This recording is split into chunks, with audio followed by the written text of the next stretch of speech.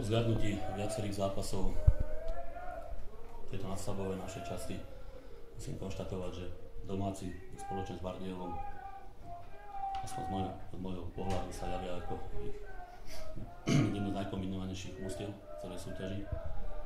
Plus domácich, samozrejme v tých zápasoch, čo som mal možnosť vidieť, zdobila dobrá organizácia hry. Či už to smerom hore alebo smerom dole, o čom svedčí aj tá štatistika v dosávadnej tabuľke. Samozrejme, my keď sme chceli byť v tomto zápase úspešní, prizvukoval som hráčom, že musíme byť aktívni, musíme byť dobre silní v ponukovej činnosti, kompaktní v defenzíve a nebáť sa hroziť sa. Začali sme pomerne aktívne, musím povedať, z môjho pohľadu. Ten prvý počas sme boli asi lepší, nie asi, ale isto.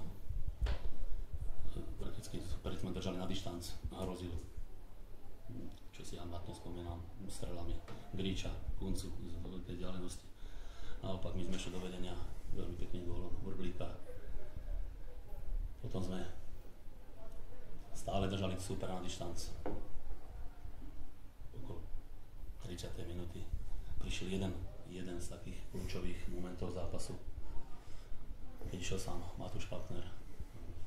1000% šanci nepremenil ani následnú dorážku, keď loboval aj bránu, aj brankára. Potom sme mali 3-4 nebezpečné breaky, tam chýbalo vzájomná finálka.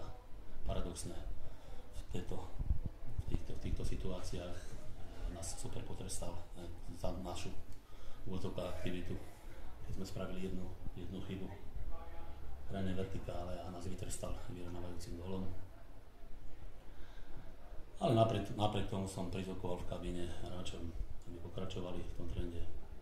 Vedeli sme, čo sú domáci silní, veľmi dobre sa nám podarilo eliminovať ich kľúčových hráčov, či Bojana, či Kuncu. Samozrejme, upozorňoval som na prvých 15-20 minút v zápase, kde je pravda, že nejakých prvých cirka 5 minút mali tam dve nepríjemné závary Kuncu hlava, respektíve jeho strela. Naopak my sme snažili sa hroziť, máme tam 2-3 celkom slušné projekty, ale zase nám chýbala nejaká taká tá ešte predfinálna príhrávka, jediná strela Vrblíka. Ale boli sme stále kompaktní, do ničoho sme nepustili, aj keď treba povedať, že v týchto chvíľach mali loptu v väčšom držaní domáci hráči, čím oni sú známi týmto. No a potom prišiel ďalší kľúčový moment zápasu. Myslím tým vylúčenie nášho hráča.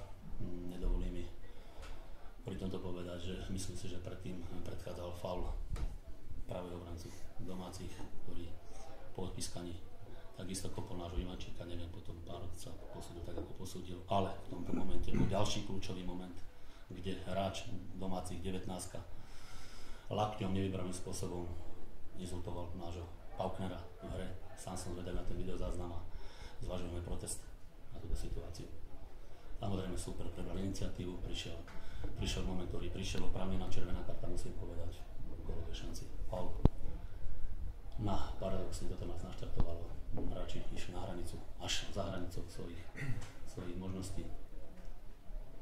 Aj keď mal tam nejaké závary, ten super, ale jeho nervozitou, takou slabou efektivitou a našou odhodlanosťou, bojovnosťou zvýšenou sme nakoniec získali jeden bod.